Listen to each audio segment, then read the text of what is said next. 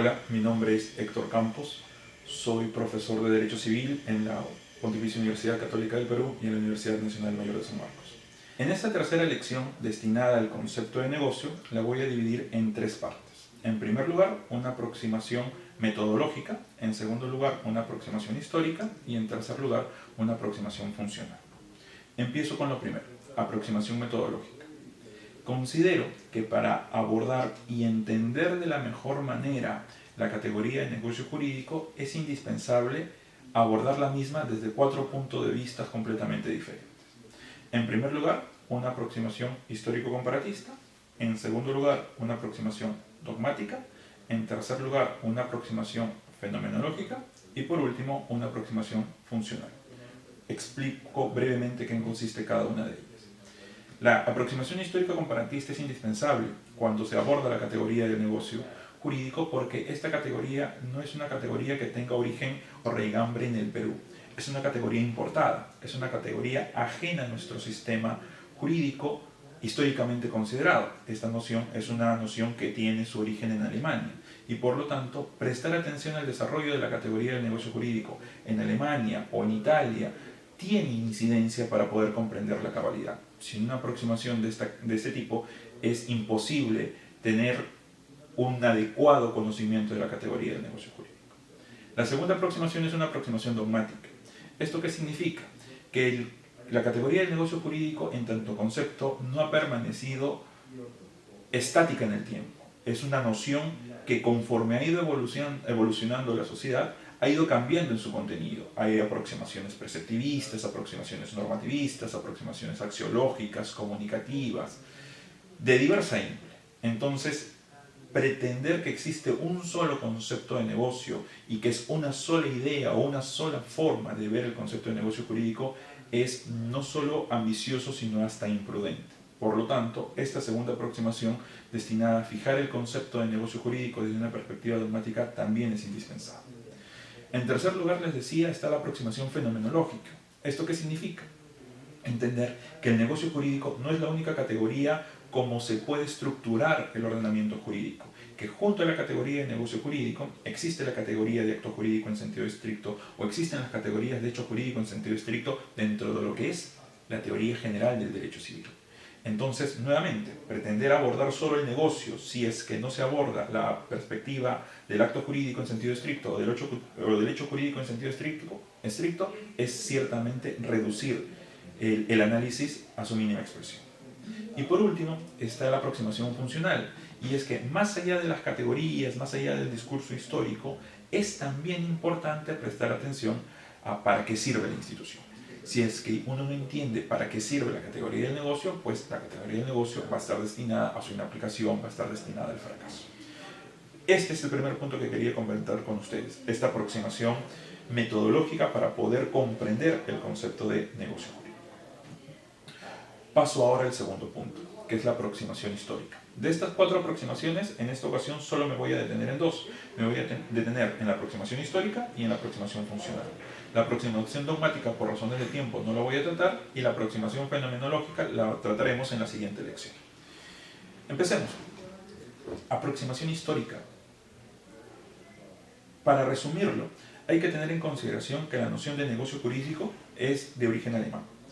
Es formulada por la pandectista alemana, por esta corriente de pensamiento que, tratando de utilizar el método de las ciencias naturales a las ciencias jurídicas, desarrolla una labor de sistematización, una labor de ordenación. Y dentro de esta labor, la estructura de categorías generales, la estructura de categorías abstractas es indispensable. Es así como surge la categoría de negocio jurídico, en un escenario en el cual yo quiero identificar cuáles son los elementos comunes de categorías que quizás para muchos de ustedes les sea más cercana, como la categoría de contrato, o la categoría de matrimonio, o la categoría de testamento.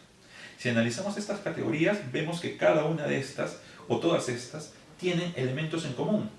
En todas se necesitan que las personas que los realicen tengan cierta capacidad.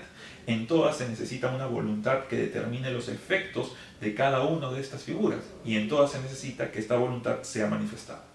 Cuando yo cuando yo compendio estos tres elementos, capacidad, voluntad y manifestación de voluntad, es que se acuña la categoría de negocio jurídico, precisamente en esta visión pantectista clásica como manifestación o declaración de voluntad destinada a crear, regular, modificar o extinguir relaciones jurídicas, relaciones de derecho o situaciones jurídicas en general. ¿Por qué es importante conocer esta primera aproximación histórica al concepto de negocio? Porque nuestro Código Civil, en el artículo 140, lo que tiene precisamente es esa. Es una definición pandectista de negocio jurídico. Lo que les acabo de decir, que es la noción estructuralista clásica de negocio, se encuentra presente en nuestro código en el artículo 140. Entonces yo no puedo estudiar la categoría del negocio sin haber entendido primeramente cuál es el origen de esta figura. Y en segundo lugar, también desde una perspectiva histórica, quizás aquí ya un poco más de derecho comparado, hay que tener en consideración que la categoría de negocio, por ejemplo, en el ordenamiento italiano, no fue reconocida. Los italianos trabajan con la categoría de contrato.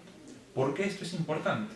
Porque el insumo normativo con el cual se diseñó nuestro código peruano, en particular el libro 2 destinado al acto jurídico, no fue, por más de que tuvo la definición pandectista alemana, no fue la categoría legislativa alemana que estaba en el código alemán, sino la regulación del código italiano correspondiente al libro de contratos. Este hecho, que tenga una definición alemana en el 140, pero que tenga un contenido de regulación propio del derecho contractual italiano, hace que nuestro libro 2 tenga una estructura muy particular, y es que por más que tiene una definición, no ha regulado la categoría normativa del negocio jurídico. En realidad, el libro 2, en principio, se aplica básicamente a los contratos. Por labores de interpretación, nosotros podríamos llegar a sostener que el libro 2 se podría aplicar a ciertos actos diferentes de los contratos, quizás actos unilaterales, quizás mortis causa, quizás actos sin contenido patrimonial, pero eso ya es una labor de interpretación. Lo cierto es que la vocación inicial de tener un libro 2 destinado a la regulación de todos los actos jurídicos se ve truncada por el hecho de haber tomado como insumo normativo la regulación propia del derecho de los contratos. Esta mini conclusión a la que hemos arribado es propiamente el resultado de toda una construcción histórico-comparatista de la labor de negocio. Si yo no sé que el negocio viene de Alemania, si yo no sé que mi código civil se basó en las normas italianas de contratos, pues entonces yo no voy a poder darle sentido operativo realmente al libro 2 y poder determinar con precisión para qué sirve el libro 2 de acto jurídico en nuestro código. Con esto termino el segundo punto. Por último, entremos al tercer punto que quería conversar con ustedes relativo a la aproximación funcional. Si el negocio jurídico contiene una reglamentación de intereses, lo lógico es que el negocio jurídico sirva como vía, sirva como medio para lograr la satisfacción de los intereses de los particulares. Si los particulares tienen intereses de carácter económico, podrían celebrar un contrato, un testamento. Si es que tienen intereses de carácter no patrimonial, podrán celebrar un reconocimiento de hijo, podrán celebrar un matrimonio. Manifestaciones del negocio jurídico.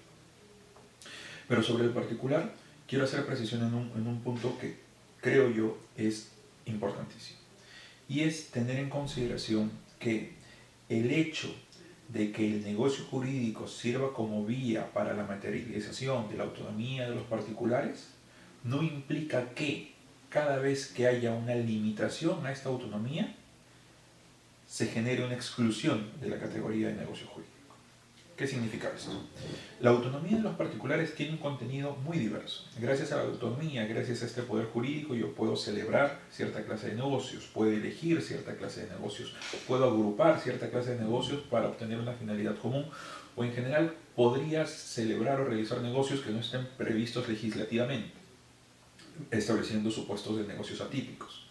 Toda esta amplitud de libertad que se tiene gracias a la autonomía puede estar limitada por muchas razones. Puede estar limitada por normas imperativas, puede estar limitada por normas de orden público, puede estar limitada por parámetros o por lineamientos de convivencia pacífica como las buenas costumbres. Pero el hecho de que existan limitaciones en diferentes manifestaciones, en diferentes intensidades a la autonomía de los particulares, no hace que dejemos de estar hablando de la categoría de negocio jurídico. ¿Por qué hago tanto énfasis en esto? Porque creo yo que en ciertos casos se modela la categoría de negocio jurídico única y exclusivamente a partir de la categoría de contrato. Entonces, como en materia contractual la autonomía tiene un mayor grado de libertad, cada vez que existe alguna restricción a este mayor grado de libertad, se piensa que ya no estamos frente a la categoría de negocio. Por eso es por algo en particular, y es porque estamos modelando la misma a la luz de una categoría que tiene un ámbito de actuación muchísimo más amplio. Si es que entendemos que el contrato es solo una de las manifestaciones del negocio, y que está en negocio el testamento, está en negocio el matrimonio, está en negocio un reconocimiento de hijo, pues entonces el hecho de que haya restricciones progresivas a la autonomía de las particulares no hace que salgamos de la categoría negocial. Seguramente no estaremos frente a la autonomía contractual, seguramente no estaremos frente a ese mayor margen de disposición de intereses que tienen los particulares, pero aún, en tanto hay una voluntad que es manifestada por un sujeto capaz, estaremos pues frente a la categoría de negocio jurídico desde una perspectiva que es la que yo concibo que tiene regulada el Código Civil, que es una perspectiva estructuralista del mismo. Estos son pues los 3 puntos que he querido tratar con ustedes. Una aproximación metodológica. No puedo entender la categoría de negocio de forma aislada, sino es que es necesario cubrirla desde distintos puntos de vista. 2 de esos puntos de vista son la aproximación histórico-comparativa y la aproximación funcional. La aproximación histórico-comparativa nos permite señalar que en el Código peruano no está regulada la categoría de negocio jurídico. Tenemos una definición, pero las normas operativas están pensadas más que en contratos, que a esta categoría conceptual de negocio. Y la categoría de negocio sirve para la satisfacción de intereses, pero el hecho de que existan restricciones a esa autonomía de los particulares no elimina automáticamente la categoría de negocio, sino que hay que atender a sus elementos estructurales para saber si estamos frente a esta o no, para así no confundir el género, negocio, con la especie, contrato. Estos son los puntos que quería tratar con ustedes en esta tercera lección del negocio jurídico.